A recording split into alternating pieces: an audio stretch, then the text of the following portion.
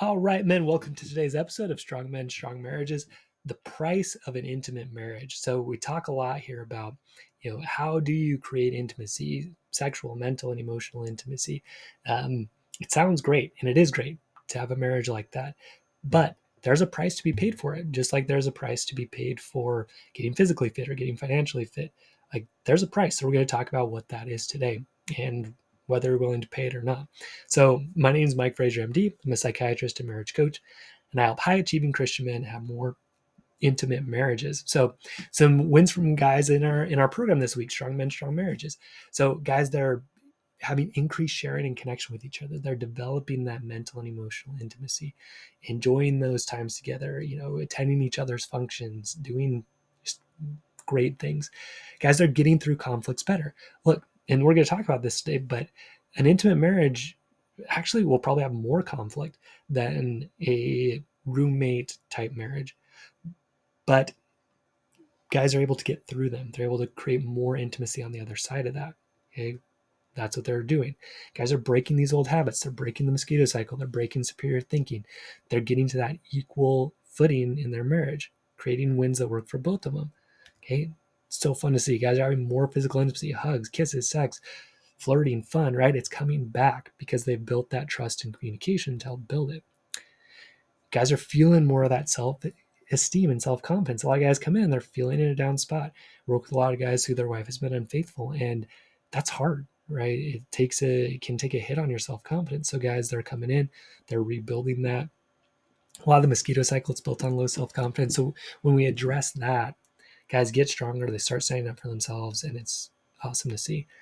Guys, they're finding that connection with God again. A lot of guys that come in, they say, man, I want to connect more with God. I've had that before. I've kind of felt it slip. So guys, they're building that connection again. Super cool to see. For me, I've been focusing a lot on, instead of me getting mad at the kids for a consequence for them when they don't listen or whatever, just having a consequence without anger, just saying, hey, yeah, if you do that, here's the consequence.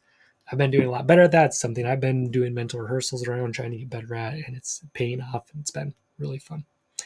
So right now, right, you want more intimacy in your marriage. Okay. You want to have fun again. A lot of guys tell me that just doesn't seem fun anymore in our marriage. You want to have love and respect for each other. Totally fair. You want less fighting in the marriage, or at least fights that don't go anywhere. It just seems like your wife just complains about you all the time, that sort of thing. You want it to feel like it did in the beginning again. A lot of guys will say that, man, I just wish it was like it was right at the beginning of our marriage when we first met, or things like that. So what I want you to think about is these things, they're good desires. There's nothing wrong with this, to have fun, to have flirting, to have passion, to have connection, to have some peace, right, in the home. So it's kind of like, wanting to be in better shape or having lots of money, right? It's fine. These are fine goals. They're good goals to have. One of the things you have to look at is, especially if you're like, man, I just wish things were like they were right when we first met.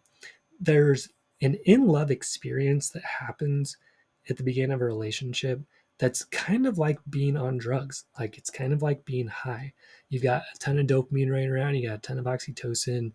Your brain's in a different space. Okay. So it feels great, feels amazing. It's really easy to overlook issues in the other person, because you just feel that love and connection. And it's fun, right? It's a great experience. Unfortunately, that feeling does not last forever. And so, what you want to be careful of is, if you're thinking to yourself, man, like, I just want it to be like when we first met and we were first dating, there was so much passion and all that. It's probably not a great goal. Okay. It's a different quality, right? It's almost like, eating a treat. Yeah, it tastes good, versus like eating healthy food over a long time, which produces a better long-term result, right? Now, it's not that you're not going to have moments where that you have that amazing connection, right? But it's like, instead of like a butterscotch candy, like hard candy, Like the in love experience might be something like that. This is like my favorite treat is a bear from the Rocky Mountain Chocolate Factory. So it's like that, right? It's just a higher quality treat when you have that because it's backed by all this other intimacy you guys have built. So it's like a quantum move, right? Quantum move to better intimacy. So what I'm saying is, if you're like, man, I just want it to be like that, remember that's sort of like a drugged experience, and it's difficult to recreate, except with another person, because you can create that same experience with another person. Um, but again, it's just a beginning phase thing; it doesn't last. So guys will look for that and then be unfaithful. That's what happens. And then they come to find out, oh, I didn't actually learn the skills I needed to have a good marriage, and now that feeling's gone and I don't know what to do, and now I'm on to my second or third or fourth relationship, right? So it's kind of like wishing to be in good shape without doing a workout and dieting. Yeah, that's would be great. It's just not how it works. So you probably want to rethink it if you're like, man, I just want to be back like to that in love experience. Probably not going to happen, but again, like the intimacy that comes on the other side of those special moments that come on the other side of intimacy when you've paid the price for intimacy are even better. They really are. So like right now you might realize, okay, Mike, yeah, I get it. Like a marriage takes work. I understand it. But you may be under the false impression that work means happy wife, happy life. We talked about this last week, but we want to talk about it again. So that means like doing everything your wife wants and sacrificing what you want.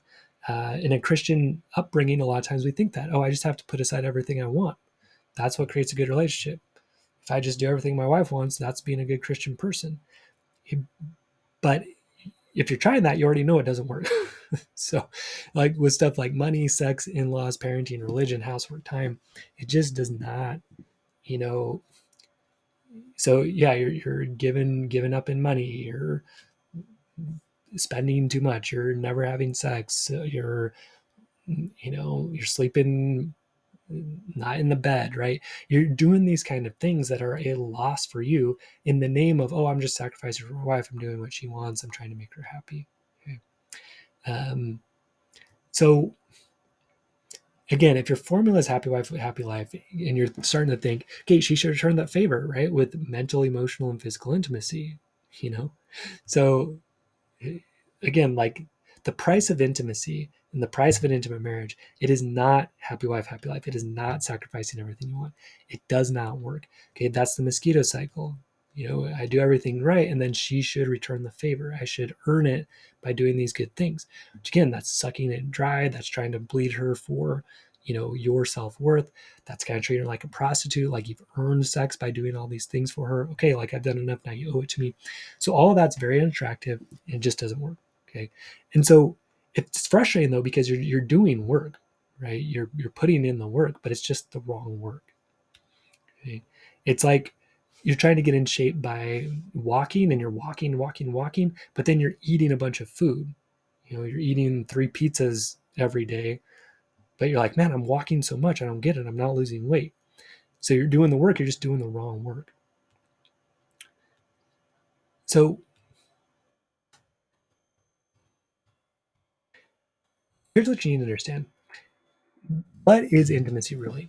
Intimacy, it's knowing and being known. That's a great definition. It comes from David Schnarch. I love it. Okay, knowing and being known. So, what's the price? The price of an intimate marriage, it's courage. It's the courage to make yourself known. Okay? So, it's scary. It's scary to make yourself known, especially in ways that might upset your wife. It is, right? Because she might reject it. She might not respond well. She might be upset. When you say, hey, I want to sleep back in the bed, when you say, hey, I want to spend money a different way, when you say, hey, I want to practice my religion this different way, she might not like it. She probably won't like it. But that is the price of an intimate marriage. Okay. That is the diet and exercise that creates a healthy lifestyle, a body that's in shape. You want an intimate marriage. This is the price, guys. It's courage. It's the courage to make yourself known. especially in ways that might upset her. Okay, it's scary to say no to your wife when she's asking you to do too much. It's scary to say no, I don't want to do that, right? Because you're worried, what's her reaction going to be, all of that. But again, like, you, this is the price, right? Of you being known. It's you being known when you say, I can't do that. I'm not perfect. I can't do everything that you want all the time. It's not going to work. Okay. It's also scary to ask your wife what you really want.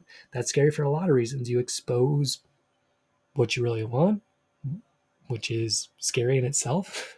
Okay. We like to keep our desires hidden a lot of times. And you expose yourself to it being rejected, her saying no, her laughing at it, those kind of things. So a lot of times we play it safe and don't ask for what we want. And we say yes all the time instead of no. Again, like, it's protection. But the price of an intimate marriage is intimacy, right? Is courage. The price of an intimate marriage is courage. Okay, that's what creates intimacy. So, yeah, you're afraid she might not like the things you're saying, and she might not.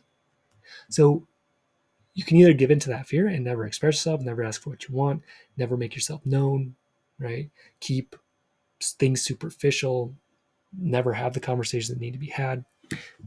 That's one option. And that is like eating junk food all the time. Okay. You will not create a healthy body doing it. But you can, and a lot of guys do it, right? And they don't have an intimate marriage. Or you can have self-validated intimacy. Again, a term from David Schnarch. This is the idea, like, hey, my wife doesn't have to agree with my point of view, but I'm going to share it anyway because I value it. What I think is just as important as what she thinks. I'm going to say no to my wife sometimes. I can't do everything she wants. And that's not realistic. Okay? I'm going to ask for what I want, even if she might say no. Why? Because it's important for me to make known what I want. Okay, it's strong, right? It's scary, but it's strong. It's courage. So courage, it's not that you don't have any fear. Courage is you feel afraid and you do it anyway. Okay? So it requires self-worth. It requires self-esteem. It requires you really believing what I think and want and feel is just as important as what she thinks and wants and feels, and I'm going to share it because it's important for me to share it. I want to be known in this marriage, even if she doesn't like it. And again, this is that strength that leads to respect. Maybe it's not liked at first, but it's respected and attractive. So you show who you really are. That is the price. That's the price of an intimate marriage. So why does this work? Why does this create an intimate marriage? So when you're solid in who you are, or at least solid enough to start sharing, because look, you're not going to feel perfectly comfortable doing this, to say to your wife, hey, I want to sleep in the same room again. Hey, I want to spend our money differently. Hey, I want to practice our religion differently. You're going to feel uncomfortable doing that. But if you're solid enough to do it and you just do it, okay, your confidence then increases. You've done it once. Now it's not as scary the next time. Okay, when you don't die, right? When she doesn't divorce you and you stand up for yourself and actually you see, oh, a couple days later, things are actually a lot better. Your confidence increases and you get less scared. Okay? You gain respect for yourself. This is huge. You start being that strong man, right? You start standing up for what you want. You start expressing what you want. Okay? And you balance that with understanding her and then expressing her and getting to that win-win, expecting both of you guys. So you become known. That's what you have control over, you being known. So you do it. And this is, guys, that's the price of intimacy. You being willing to be known, right? Even if it's upsetting to her, even if it's frustrating to her. Now, when this happens, it also invites your wife to share who she is, okay? And so this is different than just quote unquote validating feelings, because you might say to your wife, hey, I want to spend money this way. And then, some marriage therapists would say, okay, like you have to say that that's a good idea, even if you don't, right? So you're like, oh, I want to save money for a new car. And your wife's like, I don't want to do that. And so you avoid saying that, right? You avoid bringing that up because she quote unquote doesn't validate you. But instead, it's you just telling her what you want, whether she quote unquote validates it or not. Now, on the other side, right, you being willing to make it easier for her to express herself. Let's say she wants to save for a new kitchen and you don't want to do that. When she says that, you can still try to understand her. Okay, yeah, I could see how that could be a good idea. And she's like, okay, so we're doing it. You're like, actually, no, I don't agree with that, but I understand where you're coming from. Let me express where I'm coming from. Okay, this is the difference. This is the difference between a yes man who gets resentful and frustrated and a strong man who can understand his wife and express himself and get to win-wins. Okay. So again, like the price of intimacy, guys, it's not validating feelings. It's not waiting for your wife to be kind enough to validate your feelings. It's sharing your thoughts and feelings when they are not going to be validated, when you're almost sure your wife is not going to like it. That's the price of intimacy. So, what it leads to, though, is true respect and love. Respect for yourself, love for yourself, strength for yourself. And then your wife knows who you are, and she can choose you too from a place of actually knowing who you are. Okay, this is like using diet and exercise to get in shape. When you will express who you are, step into that courage. Okay? That's the price of an intimate marriage. It's courage. It's you being willing to say those things and be known, even if she might not like it. Right? So that's it, guys. That's the price of an intimate marriage. It's courage. It's the discomfort of making yourself known, even and especially when your wife might not like it.